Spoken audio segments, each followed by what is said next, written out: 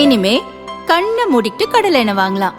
ஏன்னா மந்த்ரா கடலை எண்ணெய் இதயத்தின் தயாரிப்பு. வறுக்க பொரிக்க ஏன் எல்லா சமையலுக்கும் மந்த்ரா தான். மந்த்ரா கடலை எண்ணெய், அபார ருசி, ஆரோக்கியமான உடல் நலம். இந்தியா பாகிஸ்தான் இடையே எதிர்காலத்தில் அணு ஆயுத போர் மூலம் அபாயம் இருப்பதாக அமெரிக்க உளவுத்துறை அண்மையில் தெரிவித்திருந்தது. ரஷ்யா, சீனா, வடகொரியா, ஈரான் மற்றும் பாகிஸ்தானால் அமெரிக்காவுக்கு அணு ஆயுத அச்சுறுத்தல் இருப்பதாகவும் அது எச்சரித்திருந்தது.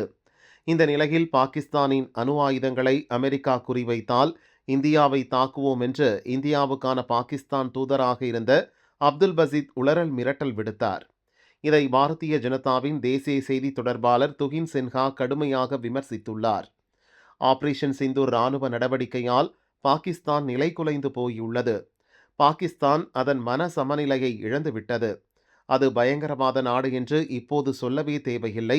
கடந்த ஆண்டு குஜராத் ஜாம்நகரில் உள்ள எண்ணெய் சுத்திகரிப்பு நிலையங்கள் மீது தாக்குதல் நடத்துவோம் என்று பாகிஸ்தான் இராணுவ தளபதி அசீம் முனீர் கூறியிருந்தார். டில்லி, மும்பை மீது குண்டு போடுவோம் என அப்துல் பசீத் சொல்கிறார். பயங்கரவாதம் அவர்களின் இரத்தத்திலேயே ஊறிப்போய் இருக்கிறது என்பதையே இது காட்டுகிறது. பயங்கரவாதம் இல்லாமல் பாகிஸ்தானால் வாழவே முடியாது என்று துகின் சின்ஹா கூறியுள்ளார்.